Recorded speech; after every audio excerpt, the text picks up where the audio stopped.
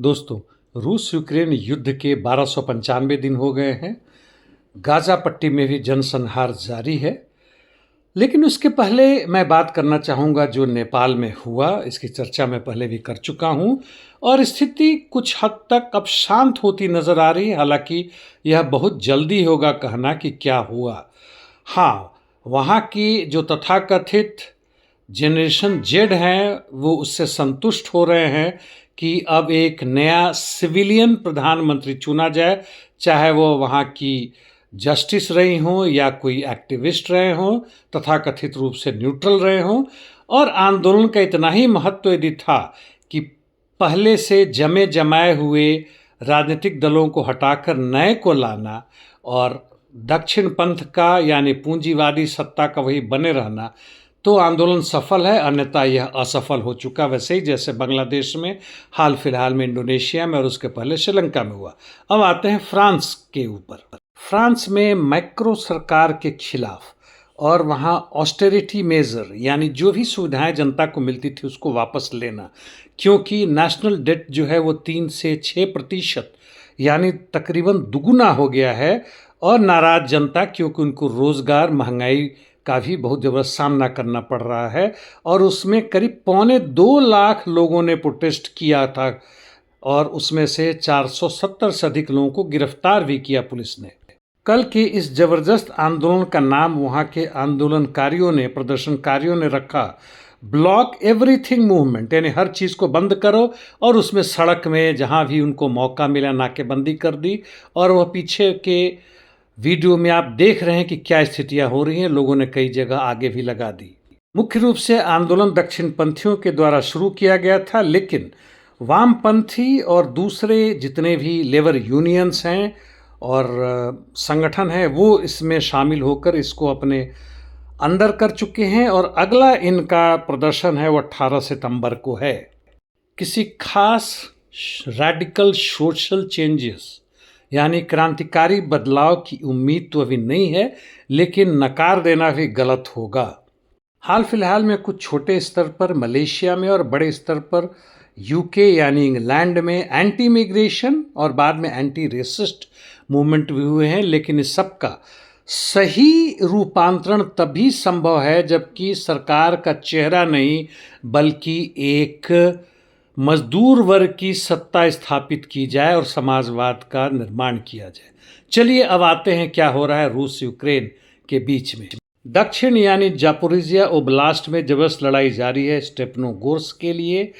वेलिका मिखाइलिवका यानी सटे हुए क्षेत्र निप्रोपेट्रोव्स्क की तरफ में रूसी सैनिकों ने सोसनिवका पर कब्जा कर लिया है और इसी के इर्द गिर्द टर्नोव और वर्णों के बीच में जबरदस्त लड़ाई जारी और आगे बढ़ रहे हैं। पूर्व में पोक्रोवस्क और उसे सटे हुए पूर्व मिर्नोग्राद और ऊपर शाखों की तरफ यूक्रेन का काउंटर अटैक पिछले 2-3 दिन से सफल होता रहा है। वह पांक्यूका में प्रवेश कर चुके हैं, जबकि रूसी सैनिक नोवोइकनोमिकने के दक्षिण पश्चिम में आगे बढ़े हैं और मिर्नोग्राद के पास पहुंच रहे हैं। इसके अलावा रूसी सैनिक दोब्रोपिल्या जो करीब 2 हफ्ते पहले पहुंच गए थे लेकिन उन्हें वापस हटना पड़ा क्योंकि जम नहीं पाए थे, फिर से वहां आगे बढ़ रहे हैं और उसी क्षेत्र में नोवोशाखो में जबरदस्त लड़ाई जारी है। कुचियार में इनका कुछ हद तक कब्जा भी है। इससे सटे हुए जो कि अब इसी फ्रंट का हिस्सा कह सकते हैं, टोरेस कॉन्स्टेंटिनोवा की तरफ रूसी सैनिक नेलिपिवका के दक्षिण पूर्व में आगे बढ़े हैं। लड़ाई क्लेबान बुक और कैटरीनिवका क्षेत्र और इसके बीच में चल रहा है। चासियार सिवर्स क्षेत्र में रूसी सैनिक के खिलाफ जो कि वह आगे बढ़े थे, श्री ब्रियांका विलेज में भी तकरीबन कब्जा कर रखा था। यूक्रेन का काउंटर अटैक कुछ हद तक सफल हुआ है और पश्चिम दिशा से वो आगे बढ़े हैं, जबकि रूस सिवर्स्की डोलोमाइट माइन जो कि इस फॉरेस्ट में है उसमें आगे बढ़े हैं।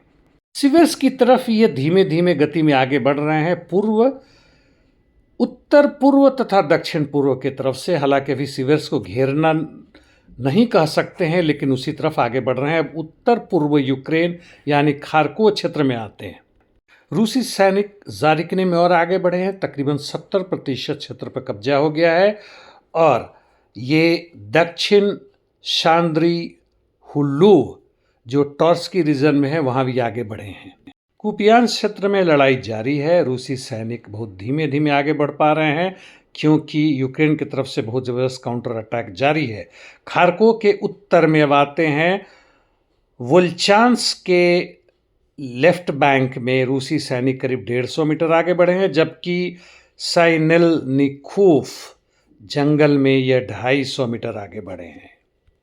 कुर्स्क सूमी क्षेत्र में जबरदस्त काउंटर अटैक जारी है यूक्रेन के सैनिकों द्वारा। कोंद्रातिवका, अंद्रिवका और ओलेक्सिवका की तरफ। यूनाकिवका में भी लड़ाई जारी है और रूसी सैनिक यहाँ बहुत धीमे धीमे आगे बढ़ रहे हैं, दक्षिणी फ्लैंक तक पहुँच गए हैं। अंततः जबरदस्त इंटरडिक्शन मिशन जारी है दोनों तरफ से। इतना ही, धन्यवाद।